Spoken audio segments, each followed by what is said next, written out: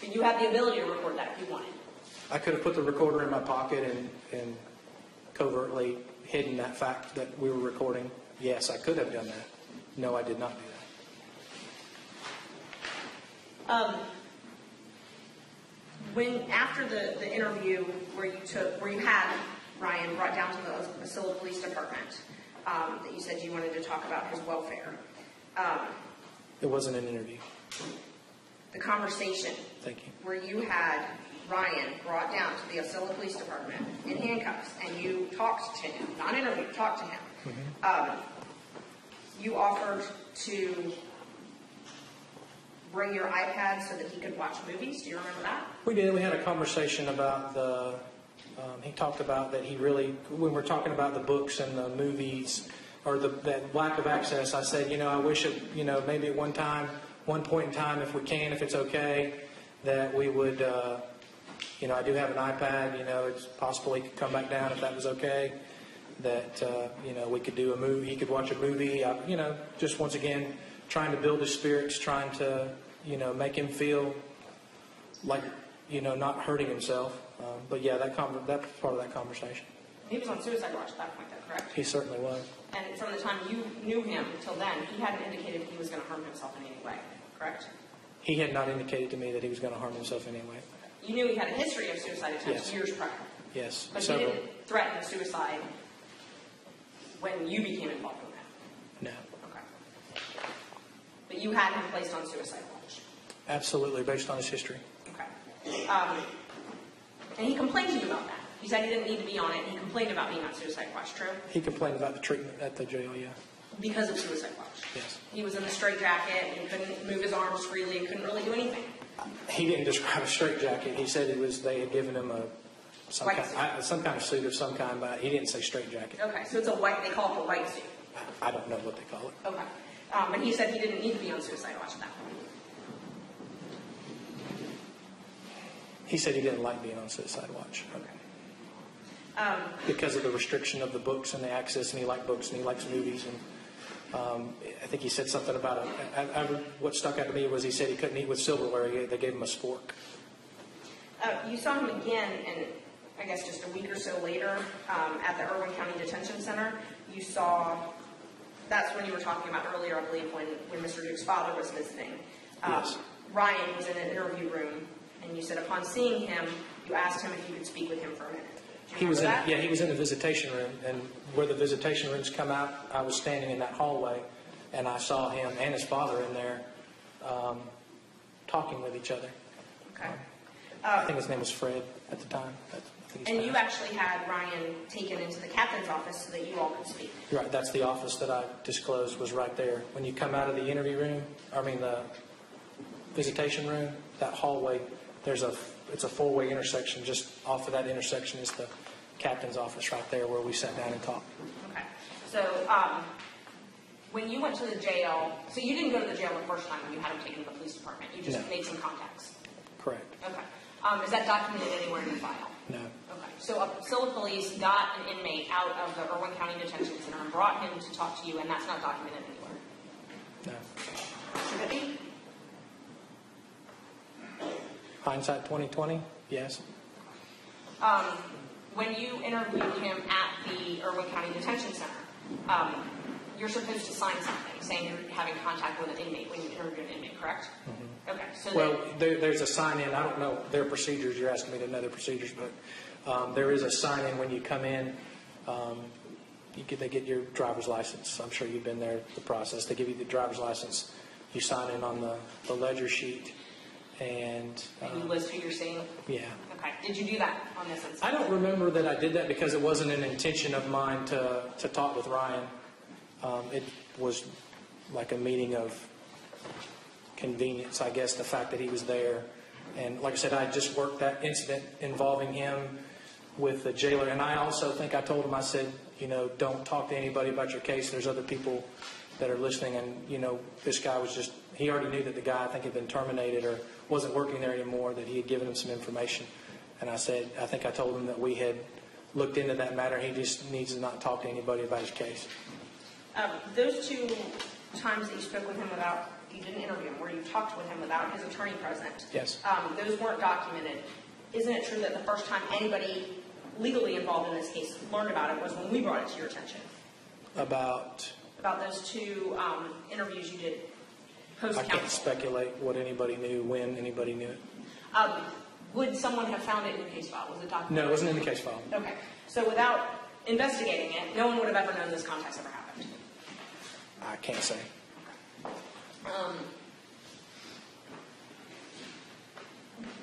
Do you believe that false confessions happen?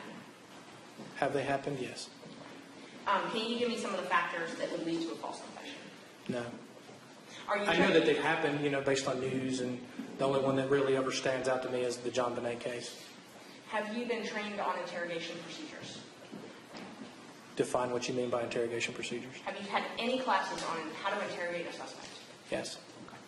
Is part of that training how to avoid a false confession? I can't say that there's a specific block that I've had in those classes that talked about that. Are you ever instructed, or have you ever been instructed as to factors that could lead to a false confession? I can't think of any specific, no. I would say that what we would do is to combat that is to corroborate independently any information we're giving. That's why we corroborate the evidence versus in other interviews with each other to try to make sure that you're not getting that. Okay. So it's fair to say that the factors that would lead to false confession is something that's outside of your knowledge. Correct. That would be more of I think a psychological, someone who does psychology or something like this. Once again, we get the information from the people and we try to corroborate it to the best of our abilities. Okay. You mentioned earlier that Ryan that you didn't smell alcohol and he wasn't slurring his words and things like that. Do you remember saying that? I do. Okay. Do you remember asking him if he had taken any medication that day? I did. Okay. And he said, I took pain pills this morning, correct? I said I took a pain pill, one. Okay. And then you asked him, does it affect you in any way? And he said, no, I'm mentally and physically cognitive. Mm-hmm. He's very, very animate about that, too. If you watch the interview, you've seen it. Yes. But my question is, did you do any, knowing that he had taken something and not knowing how it would affect him, did you think to take any of his saliva or urine to have it tested for drugs? No, we took his saliva for DNA, not for drugs. Okay. So you thought enough to get his saliva to find incriminating evidence, but you didn't bother to take his saliva or his urine to see if he was under the influence of drugs? Based on what he had said, based on his demeanor, once again, I've said totality of circumstances, based on everything I saw at the time I saw him, the way he's communicating, his ability to communicate, I believed him to be, and he said it himself, I'm of sound mind and body, if I recall correctly. He wasn't exhibiting any signs to me that showed any level of intoxication where he didn't realize what he was there to do. He was there to talk to me about Ms. Grinstead. He indicated as much. Matter of fact, he said, I knew I was coming here today to tell you the truth and that I was going to prison for the rest of my life. Did he, have you ever had a suspect tell you that they were not under the influence of drugs or alcohol where you believe they actually were? I can't recall any specific incident. Have you ever had anybody tell you that they were not under the influence of drugs or alcohol and later find out that they were? Repeat that again, I'm sorry. Have you ever had someone say that they were not under the influence of drugs or alcohol but later find out that they actually were? I would say that's probably happened. Based on, I could say it's probably happened. I can't give you a specific instance. Okay. Have you ever worked DUIs or? Yeah, I've worked DUIs when I was on patrol. Not very many, but I've worked DUIs. So when you work a DUI, the suspects could regularly tell you they drank less than they did or they're not under the influence. I mean, that's sort of what they would tell you. And then you get an actual test to corroborate whether or not they're under the influence, correct? Correct. You would read them implied at the time. And it may have changed. I haven't worked patrol a long time, but at the time was you read them implied consent. At the time, they're, blood, breath, urine. They'll consent to a sobriety test, which we didn't do field sobriety at the time when I was on patrol. We let them blow in the box. And sometimes they would blow a legal level. Sometimes they would not. Then we would follow that up with taking them down to our jail or which is where the intoxilizer was. They would blow into the intoxilizer at the time. It would register a more accurate reading than the roadside box, and we would make the determination for charges at that point or no charges. So when the evidence would tend to incriminate in a DUI of drug or alcohol use, you use tests that are available to try and get that evidence? We use tests to get we use tests to verify, yes, the alcohol level. Okay. So you have tests available that you could run to determine if someone had certain levels of drugs or alcohol in their system, correct? You can test them, yes. Okay. So if you wanted to know if Ryan was under the influence of something, you could have had him tested. I could have gotten a search warrant and then, yes, had him tested possibly. You could have asked him also. I could have. Okay. But you didn't. No. Once again, I based it off of what I saw and what I was listening to and what I was hearing. Right, right. Well, if he was under the influence of drugs or alcohol, that certainly would have helped your ability to interrogate him, correct? You're asking for speculation there. No, I'm not asking for speculation. What I'm asking is if you had a suspect that you believed was under the influence of drugs or alcohol, would you continue to interrogate them? I would base it off, once again, this is a case-by-case basis. I would look at exactly what I was seeing, exactly what I was hearing. If I felt like that they were under the influence too much, and to give you a case in point, we work officer-involved shootings a lot of times, or other types of shootings. Specifically, I remember officer-involved shootings where persons who have been struck by bullets, they have to go to surgery, or officers who have been struck by will be in surgery, or they'll be at the hospital, and they'll be documented, definitely, this is what they're under the influence. They've had surgery. We put those interviews off until after that the narcotics from the surgery is worn off.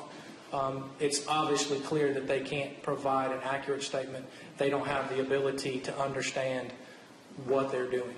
Right, because they're on painkillers. Well, they're on a myriad of narcotics, but the difference is between that and this is I viewed what I saw, what I heard from Ryan, from his own words, because I specifically asked him, is this something you take every day? Yes. Does it affect your ability to make any decisions? I'm clarifying that with him, and I have no reason to believe that what he's telling me isn't the truth. Right. He's telling me that. But you could have gotten a drug test done. And I'm going to object at this point. As the court is aware, defense counsel has already stipulated on the record that this interview given by the defendant was given freely, voluntarily, and intelligently.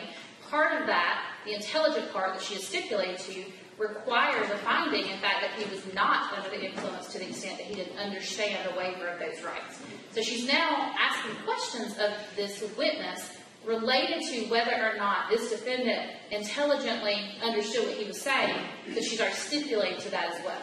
And so based on that, I'm going to object to this line of questioning at this point. Okay. Judge, that is false. That is not true at all. What we stipulated to was that the Jackson-Deno factors were met and that we were withdrawing our Jackson-Deno motion. That is what we stipulated to. We did not stipulate that this interview was accurate. We said specifically that it went to the weight and not the admissibility. And so while we did not object to the admissibility of this interview at a later trial, we certainly object to the weight that it's given and the credibility of this interview. And this is one of those factors that is definitely relevant.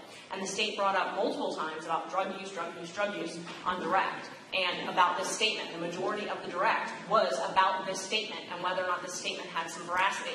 And I am entitled to challenge that veracity. There's two questions. There's Jackson-Deno, whether or not it's admissible. And then there's the reliability, which is a jury question. This is about the reliability. This is not about the admissibility. May I respond, Judge? I would actually object, and I would argue that the case law does not agree with what Ms. Merchant just said. The case law is that one of those Jackson-Deno requirements is that a statement be given intelligently and knowingly, and that there be a knowing waiver of their rights. If a suspect is impaired to the extent that they cannot knowingly waive their rights, then that cannot be admissible before the jury.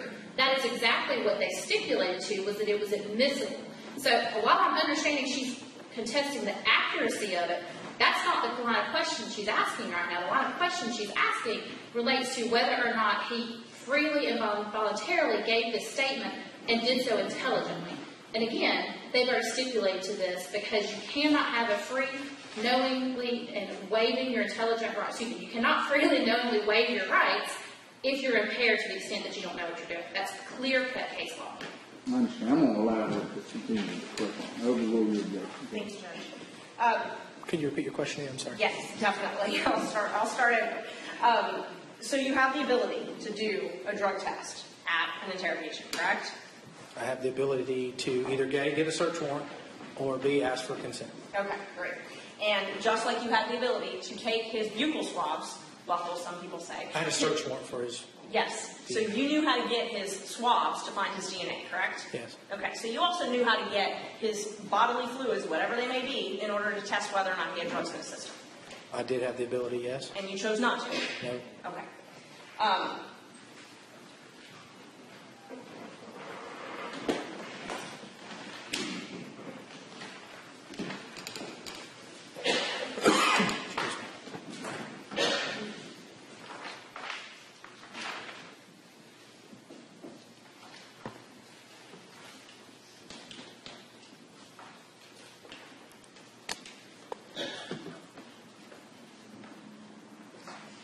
When you interviewed Ryan and you kept asking him questions, he said on more than one occasions, I don't know, I can't remember, I don't know, I can't remember. And those seem to be his most common responses. Do you remember that? He did say that during his interview. Okay. Especially when you were trying to pinpoint some more details about the case. Can you be specific as to the details you're referring to? You said, and you immediately turned around and punched her, hit her, however you hit her. And he said, I don't know. I don't remember. I can't remember. You said, okay, I mean, could it be something other than a punch? Or like, could it have been like choking? And he said, no, sir. And you said, just scared and fear. You know that does happen. Is it possible? And he said, no, sir, I don't believe so. Do you remember that? Mm-hmm. Okay, so he was saying he didn't believe that that could have happened, and he didn't remember. Mm-hmm. At that particular part of the interview, yeah. Okay. But once again, you're giving a snippet of the interview, not the entire totality of the interview. I mean, we could play the whole interview and let everybody hear it. I mean, we can be here all week if we're trying the case, but at this point, I'm just trying to follow up on the things that you said on direct examination. And you were very definitive with Ms. Hart's questions, so I need to figure out some of the other side of it. So your definitiveness with Ms. Hart's questions, you left out how many times he said he didn't remember, he didn't know. I wasn't asked the question. But he said that often. He said he didn't remember and he didn't know often when you tried to pinpoint him with details, correct? Right. Okay. He gave what happened, he told what happened, how he did it, and then I tried to pin him down with a few more details to corroborate the veracity of his statement.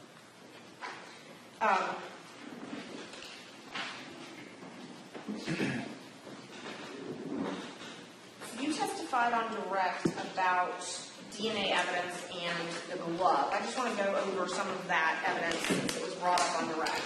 Okay. There were, out of Ms. Grinstead's car, there were 117 swabs taken. Isn't that correct? I can't tell you exactly how many. I didn't do the crime scene. I didn't swab. I know there was a numerous amount of swabs. I couldn't tell you that that's the exact amount. Do you have any reason to believe it was less than 117? I don't, but I mean, if you're saying that because you're looking at a lab report that shows the exact amount, if you want to show me the lab report, I'll gladly say that this is a lab report. But if there was a numerous amount of swabs taken from her car, there was fingerprints taken from her car, and I think some fingerprints taken from her house as well, or attempted to. Let's just make it easy. Over 100 swabs were taken from Ms. Grinstead's car. Is that accurate? If you're saying it is, and you've read the lab report, I'll say. But once again, I don't know exactly how many are in the lab report. Do you remember meeting with me in October at the GBI lab where we went over all of the evidence in the case? Correct, I do. Okay, and you remember us talking about how many swabs were taken and how only a very small percentage were actually sent off for testing. Do you remember that? I do remember us having a conversation to that effect, yes. And that there were over 100 swabs taken, but only 7 were actually sent for testing. Do you remember that? I do remember you saying that, yes. Okay. And we sat down and actually looked at those documents. Do you remember doing that? Yes, you and Ms. Hart and two of the lab scientists / supervisors went over all of that together. Okay. So you have no reason to believe that it was less than 117 swabs that were taken from Ms. Grinstead's car? If that's what you're saying, yes, ma'am. I have no reason to believe any otherwise. Okay. And that there were numerous prints taken from her car as well? Yes. And then her front door, there were also a number of prints taken from her front door as well? Yes. Okay. Not one single one of those prints matched Ryan, correct? No. There was, Ryan's DNA was not found anywhere inside of that home, correct? No. No blood, semen, saliva, skin cells, nothing was found inside of that house. Not that inside belonged the to Ryan. house. No. Okay. Heath Dyke's semen was found inside of that home. Yes. Okay. Mixed with Tara's blood, correct? I don't know if it was mixed with her blood or not. I know that his semen was found on her bed sheets, yes. But you never considered him a suspect, correct? I didn't say that. Here's the thing with that. I never considered anybody a suspect. They were all people that we were interviewing. Was he interviewed? Was his history and histology related to Tara? Gone through, interviewed? Yes. Did I do any of that interview? No. But you never considered him a suspect? I'm not saying that he wasn't a suspect or anything else. I mean, he was just a person who'd been interviewed that had knowledge of her. So you're using the word suspect. I didn't use the word suspect. I've never used the word suspect for him or anybody else for that matter other than Ryan and Bo. Okay. So Ryan and Bo were the only people that were ever suspects? After they admitted to it, yeah. Okay. Before they admitted to it, they were not suspects? No. When you went to Ryan's house to interview him, he was not a suspect? No. When you brought him down to the police department to interview him, he was not a suspect? No. Hence the nature of the interview, the way it started versus, non-Miranda versus Miranda with the start of his interview. So his statement to you, if he walked into that police department, not a suspect, and walked out in handcuffs, his statement to you was everything? Yes. He would have not, if he'd have walked in that office and said, I don't know what you're talking about, I didn't have anything to do with it, he'd have turned around and walked out of that police department of his own free will. But he didn't do that. Right. He gave you a statement. After being interviewed repeatedly and questioned repeatedly by you. Are you familiar with the Reed technique? I've heard about the Reed technique. It is a class that is offered, but we do not, I have not been to that class, no. What technique do you use in your interrogations? There's not a name for the technique that I use. It's on-the-job training. Okay. I've done hundreds and hundreds and hundreds of interviews throughout the course of my career.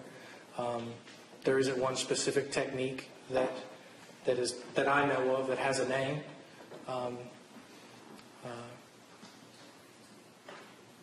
That's all I can say. I mean, am I aware of the Reed technique and that it exists? Yes.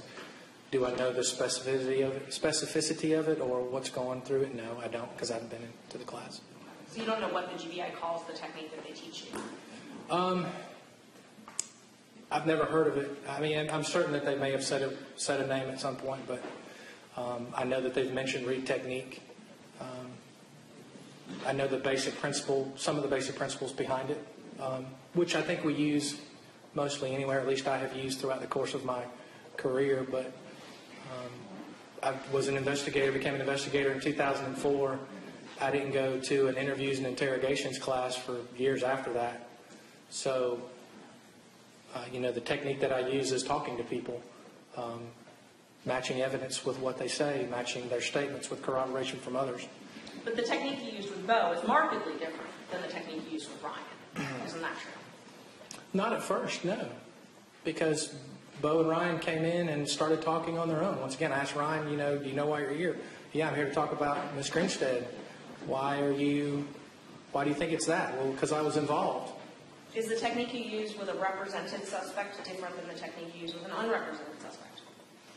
No. Is the approach different? No. The approach is to get the truth from the people you talk to, no matter what it is, no matter who's there. That's the idea. No matter how many times you have to ask. No matter how many times you have to ask. If the point is to get the truth, wouldn't it be better practice to take people's urine to determine if they're under the influence of something when they come in, particularly when they told you they took a painkiller? Not necessarily. Okay. You don't think that would be better practice? Not necessarily. Okay. I mean, if you're saying, should I have done anything different? No, I wouldn't have done this any differently with Ryan. Okay.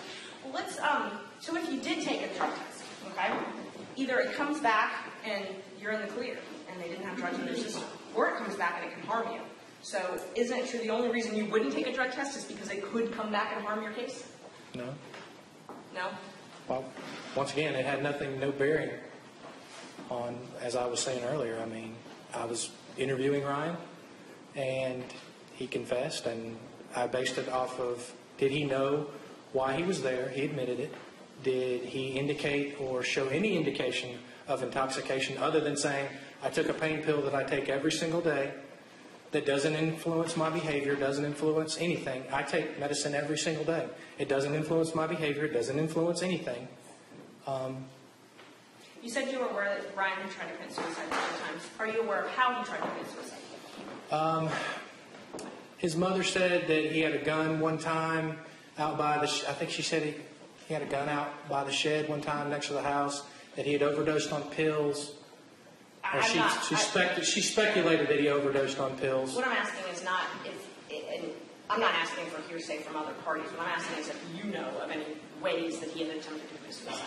No, and the only way I would have known that would have given you the information. I got that from other people. Once again, I would have had to get that information from other people because I wasn't there when he tried to kill himself. But you didn't try and get the medical records or anything like that? No, I didn't get his medical records. Okay. But based on his mother telling you that he had tried to kill himself. Tried to hurt himself over the years. With pills? With drugs and alcohol is what he said, specifically. Yes. Specifically alcohol. So you knew that he had a history of drug and alcohol abuse? I was aware from when he told me, yeah. I knew that he had the prior DUIs. Prior to the interview, we had run an intelligence check on him. So I did know that he did have a prior history of DUI, or allegations of DUI. I was not aware of any specific drugs. Okay. But you knew he had a history of drug abuse? I knew he had a history of alcohol. Only alcohol? Using alcohol because he didn't. So you didn't know he had a history DUI. of drug abuse? I don't think so before the interview. I think, well, I take it back.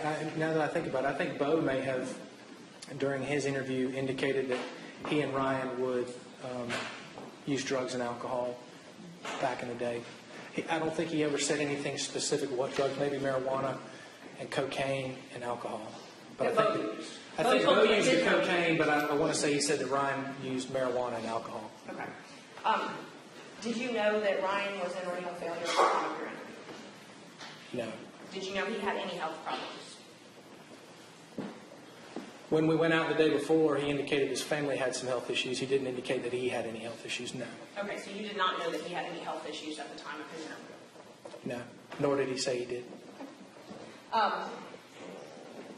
Had he said that he had some sort of issue and couldn't be interviewed, then we would have tried to schedule the interview at a different time. No, I was just curious if you knew of any of his medical issues prior to your interview with him. Because you said you were aware of his suicide attempts, so I didn't know if you knew about his entire history. I didn't know about the suicide attempts until after I talked to his mother, which is after I talked to him. And that's why you placed him on suicide watch. Correct. Gotcha. When we were talking about the glove a moment ago and the different DNA that was in the house, so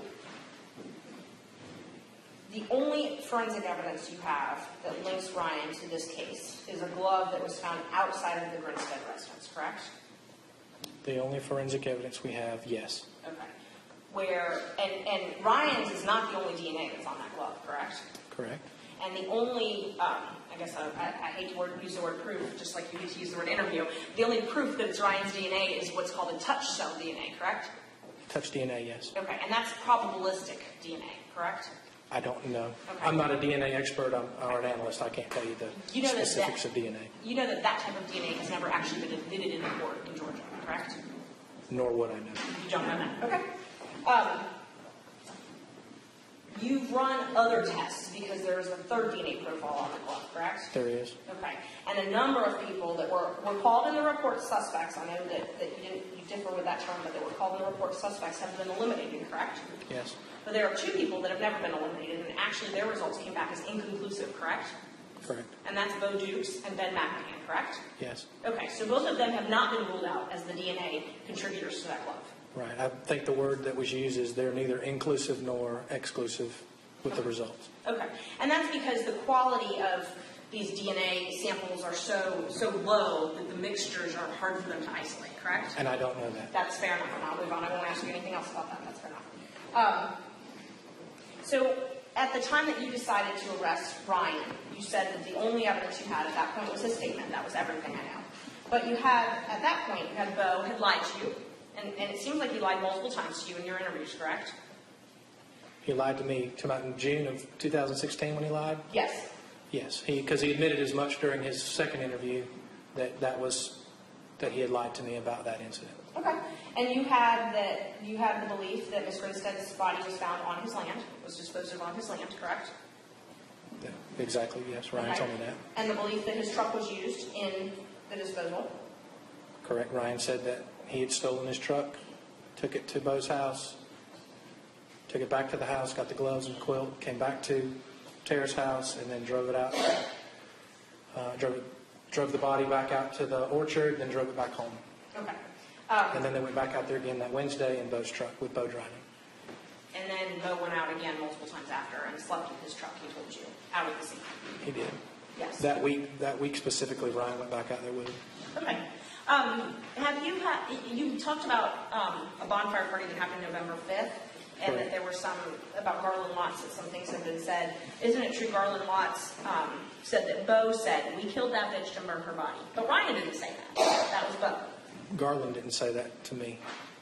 Garland never said that to me, nor any specifics as to who said exactly what, other than they. Once again, I didn't interview Garland in 2005. So you've never interviewed Garland?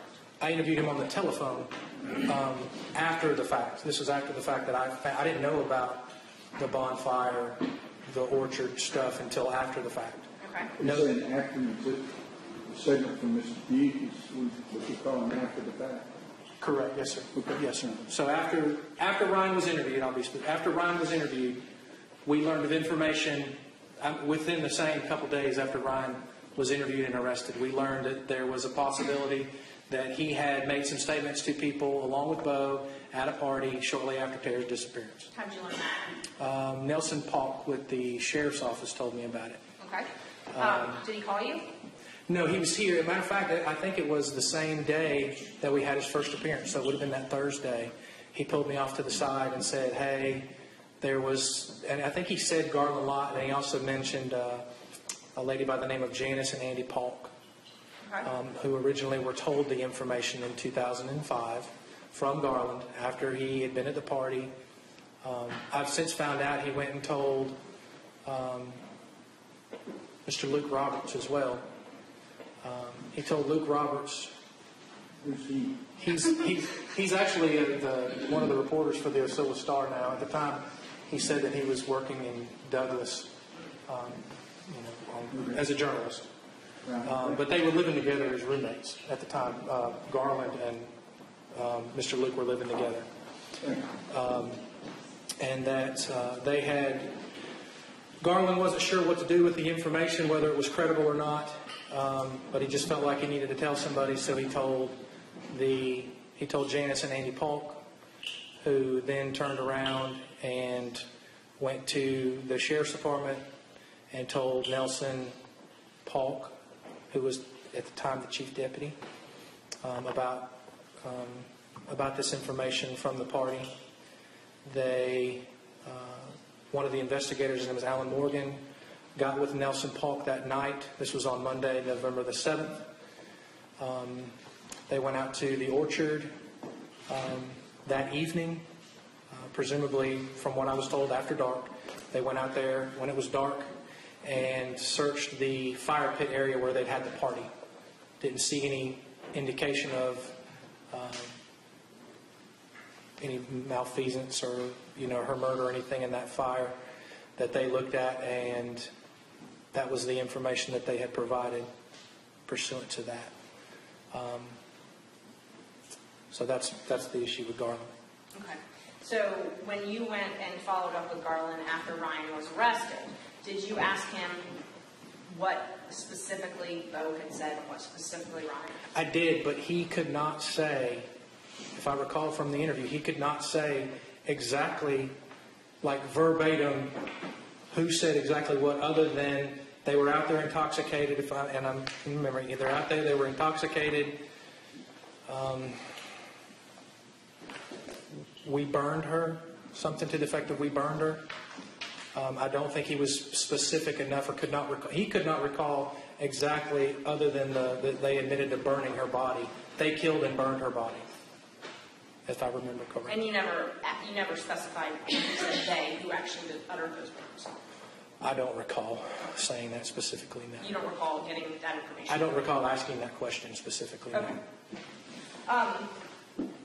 So Ryan, when he gave his statement, he said he hit her once and she died, based on that one hit. Correct? That's what he said? Okay. He never said he strangled her. He said it was just possible. He never outright said, I strangled her. He said, when I asked him the question, is it possible? He said, I guess it's possible. And you didn't put in the indictment anything about strangulation, correct? I don't type out the indictments. Okay. But you testified in front of the grand jury? I did. Okay. That it was inaccurate information. I'm sorry? That it was accurate information in the indictment, but I did not draw up the indictment. That it was accurate. Do you believe, and there was no blood found at the scene, correct? Other than the blood that had Keith Dyke's DNA. There was Tara's blood on her bed, yes. On her bed. Yes. And that mixture, that was taken off of a comforter, correct? Correct. Okay. And where her blood was found, the only DNA that was on it was Keith Dyke's DNA, correct? I know that his DNA was found on the comforter. I cannot say for sure exactly what spot of the comforter his semen was found versus where the blood was. Okay. Once again, that was done before I even was case agent. But that was regular DNA. That wasn't touch DNA. This probabilistic DNA, correct? From my understanding, it was his semen and her blood. Okay. And so Ryan, no evidence, no fingerprints, no DNA, no anything inside of that home, correct? Correct. No evidence whatsoever inside of that car, correct? Correct. Okay. No evidence that linked Ryan to the car or the house, other than the glove. Okay. So your case depends very heavily on Ryan's statement and Bo's statement, correct? I would say that yes, it has an equal part. Okay. I mean, other than that, there's a glove with some of this touch DNA with other parties out in the yard. Correct? Correct. You don't think she was killed in the yard, correct? Not according to Ryan. Okay, so you He think the killed her in the glove house in her room. Or you think in the glove was part of the cover-up, correct? I think the part of the glove was, yes, the glove was used to probably, according to Ryan, move her body. Okay, so the glove was part of the cover-up after the death occurred. Okay, yeah, yes, I understand. Yes, ma'am. In your theory, correct? Well, it's not a theory, it's fact. Okay, so the facts as you believe them, you believe the facts, and when you say facts, that's based on what Ryan told you. Correct. Okay, so if Ryan told you a different story, would you not believe that story? No, because the evidence shows that he was there at her house, that her DNA and his DNA, he's provided guilty knowledge of, making the phone call. That's another piece of evidence. He takes us to where the body is. He identifies the exact location that Bo identifies at two separate times. We took Bo out there. He identifies where the body is, and then, Ryan also identifies the same location. They've both identified at separate interviews that, how they disposed of the body, which seems to be consistent from what we found in the orchard. We found, in the pine trees, when we actually found parts of her body. You didn't find parts of an identifiable body, though, correct? We found parts of an identifiable human being. You found bones, remains of a human being, correct? Correct. Okay, but you've never been able to identify whose remains those are. No, they burned them too badly. Okay, then again, you've never been able to identify whose remains those are, correct? Based on their statements, I believe it's Tara Grinstead. Okay, so if we take out Bo and Ryan's statements, what we have is DNA from what you believe is Ryan and Tara in a glove in the yard, possibly from Bo and Ben in the same glove in the yard, and a phone call that Ryan made from a pay station the next day to Tara's house, correct? And where they pointed out where the bodies are. And their statements, yes. What bodies? The body, I'm sorry. Where they separately pointed out where the body was. That's another factor of guilty knowledge. Okay, so that, now, is it possible that all of those things, and so we've got three things, I think we've isolated it now, three things. We've got this glove, we've got this phone call, and we've got that they both knew where the same location that the body was. We've got these three facts. Is it possible that all those three facts prove that Ryan helped dispose of Ms. Grinstead's body? There's no doubt that Ryan helped dispose of Ms. Grinstead's body. So, do any of those three facts that you're relying on, any of those three facts indicate, taking out Ryan's statement and Bo's statement, do any of those three things indicate that Ryan had anything to do with a murder? And I'm just going to ask this question. You're asking me, if you take out Ryan and Bo's statement, do the glove and the phone call by themselves indicate murder? Yes. No. The glove and the phone call could both have been things connected to the disposal, correct? According to them, yes. Okay. So the case of homicide against Ryan is based on Bo, who, I mean, I think we can all agree Bo's a liar, right? I mean, I think that's fair for us to all agree. You've indicted him as a liar. You've indicted him with the crime of lying. So I think we can all agree that Bo's a liar, correct? Bo has lied to me, yes, and he's been charged. Okay. I mean, he's got fraud against the government charges. He's, fled from the police. It's pretty clear that he has not been truthful with the government, correct? Okay. Okay. So we've got that. And so if we are saying that Ryan's confession was not accurate and was not completely truthful and that he told you what he believed you wanted to hear, if that's possible, and we've agreed earlier that false confessions can happen, all you've got is evidence of a disposal after the fact, correct? If you take out Ryan's statement, Yes. then we have evidence of disposal and the connection to Tara. Okay. Just one minute.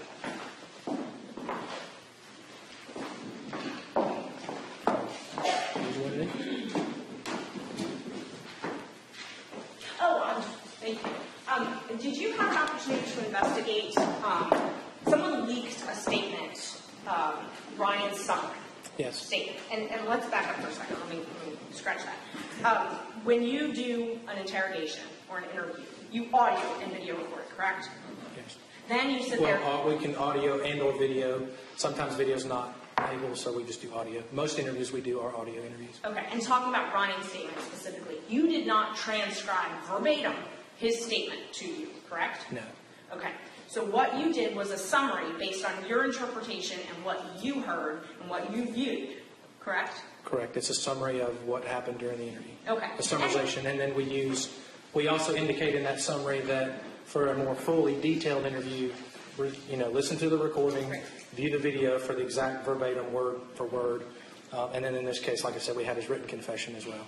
And it's a summary that, and I mean, in all fairness, you're law enforcement, you're creating it for law enforcement purposes, correct? For your own memory. Just like if I was creating a summary, it would probably be a little different than your summary, correct? Yes, we're using it to document the investigative act. Perfect. So that summary, though, was, and I'll just use the word leaked, that was put out to the public, correct? Correct. As far as I know, it was, yes. Okay. And you investigated that. Who actually did that, correct? Yes. And who were you able to determine did that leaking? According to the search warrant that I did to Gmail, it was Bo Dukes. Okay. And that was not favorable to Ryan, though, correct? That's cause for speculation. I can't say whether it was or That's wasn't. fine. Bo has recently been charged with kidnapping, rape, aggravated sodomy against two separate women, correct? I'm aware that he's been charged. I can't tell you the exact charges. I'm not involved in that investigation. That's the city of Warner, I believe the city of Warner Robins. So I don't have anything to do with that investigation. Okay. Do I know he's been charged for some offenses? And yes, I do, but I can't be specific about it. That's fine. So you're not involved, obviously, in that case, but you're aware of it. I'm aware that he was arrested, yes, for the city of Warner Robins. I don't know to the exact charges he was arrested for. Were you involved at all in his apprehension? No. Okay. Well, let me back up. I was provided information from other people. I passed that information along strictly to the U.S. Marshal's office, like where he lived or somebody, I heard he was going to be here. I strictly just passed that information along to the U.S. Marshals and let them handle that. Like I said, it wasn't anything to do with our case. Does knowing that he was charged with kidnapping and sodomizing and raping two women, obviously against their will, have any bearing on your investigation in the Grinstead matter? Now, I'm going to object. He's just indicated he doesn't know what the charges are, so I don't know how it could affect his opinion or investigation if he's not familiar with the charges in the case. Judge, he actually said he is familiar with the charges, just not the case. So he I'm doesn't not know familiar with the specific charges. Right. I know that he's been charged, but I can't say exactly what he's been charged with. Okay. Then I can rephrase it and make it far more vague. That's fine, that's fine. So you're familiar that Bo has been charged recently with crimes against women, correct? Yes. Okay. And they're violent crimes against women, correct? If you're saying that, if you're saying it's rape and all those other things, then yes, I would consider those to be violent crimes. And then again, Judge, I'm going to object. It seems like the answer to his question is still assuming things that he does not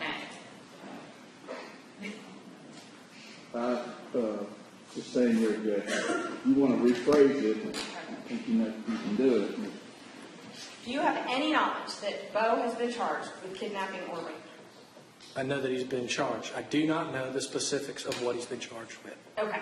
You don't know, but you know that he has been charged with those crimes, correct? I know he's been charged with some crime. I do not know what crime he has been charged with. Do I know he's been arrested? Yes. Do I know what crime he's been arrested for, what charges have been brought against him? Absolutely not.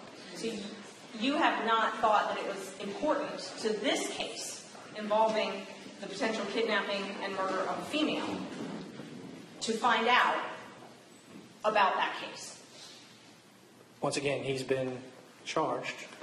It is a separate incident, completely separate from the murder of Miss Grinstead. In your opinion? Well, according to you, it's two separate females that I don't know who they are. So you're asking me to speculate as to whether or not this is related to that in some way, form, fashion, or another. I can't say that. I did not No ask person you that. can say that. I did not ask you that. I asked you first if you were aware of these charges. Then I asked you if you were going to investigate them in any way, shape, or form in connection with his charges in this case. I am not going to be investigating him in any shape and form regarding those charges. Okay. Have you, in your experience, ever investigated crimes against women of a sexual nature? Yes. Okay. And when you do that, as part of your investigation, what we used to call similar transactions, but now called prior bad acts. Okay. Is that part of your investigation? It can be, yes. Okay. And isn't it true that when you are investigating a sex crime or a homicide against a woman, you regularly look to other acts because they tend to be repeat in nature, correct? You look at other acts to see if they're similar in nature, yes. Okay. And that's evidence that's admissible against the accused at trial, correct? Sometimes. Sometimes it's not allowed by the judge. I've had a case where that actually came up, and it was excluded from the trial, so it was not used. But that wasn't your choice. You wanted it included. You put it in your case file because it's helpful to prove someone's guilt, correct? Can be. Okay. So you know that this pattern evidence showing that someone repeats the same behavior, particularly in a sexual nature type offense, that's very important to your investigative file, correct? Prior acts similar to the acts that a person could be charged with could be important, yes. Okay. So if you've got an act where, so you've got Ryan and Bo here, okay? You've got Ryan and Bo. They're the only suspects you've mentioned this whole time. And you know that Bo is victimizing women. You do not think it's important. He has already testified he does not know any of the details related to that. And again, she's saying he knows that Bo's been charged with victimizing women. She was to call somebody else at the time, but this witness has testified repeatedly that he doesn't know anything. That's the whole point, Judge. And my question is whether or not he's going to. That's the whole point. That's not the question. And I can rephrase it, and I didn't even finish the question. Saying her again. When you know that pattern evidence, particularly sex crimes against women or homicides against women, are extremely important to proving your case. Okay? When you know that, do you not think it would be important if one of the two suspects, you heard, whether it be a rumor or what, you heard that he might have been charged with victimizing another woman? Two women. Right. Do you not think that would be important for you to follow up on? I didn't say that it wasn't important. I mean, obviously, we probably will. That's not a decision made by me. That's a decision on an administrative level made by my boss that says, you're going to go in and look into this or you're not going to go and look into this. So I am not investigating that incident at this point in time. I can't speculate and say that we won't go find out information we're not going to interfere with somebody else's investigation. For all I know, my boss has already talked with the agency that's handling the investigation, and when their investigation is concluded, they may provide us with a copy of it. They may provide us with information about it. As of today, me standing here, I don't know what he's charged with. I don't know the facts or circumstances surrounding the case. All I know is that he was arrested and that I know he was running from the police. I can read that much just in the media. So unless your boss tells you to follow up on an investigative lead, you don't do that? He directs some of those actions. Yes, they will direct those actions. Okay, and this is one of those cases where they're going to direct what leads you follow up on? Yes. Okay, has that always been the case in this file? Most of the time, yeah. You tell them what's going on. This is kind of what I'm going to follow up on. Do you have any objections? How we're going to do this? They can come to us with the information. Hey, we need you to follow up on this, and they direct the investigation from there. Okay. It's a two-way street. Have you had that conversation? Have you asked for permission to follow up on Bo Dukes and the allegations of new crimes? I have not, no. Okay.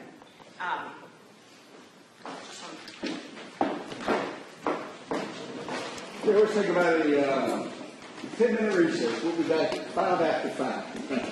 Sitting down. Yes, sir.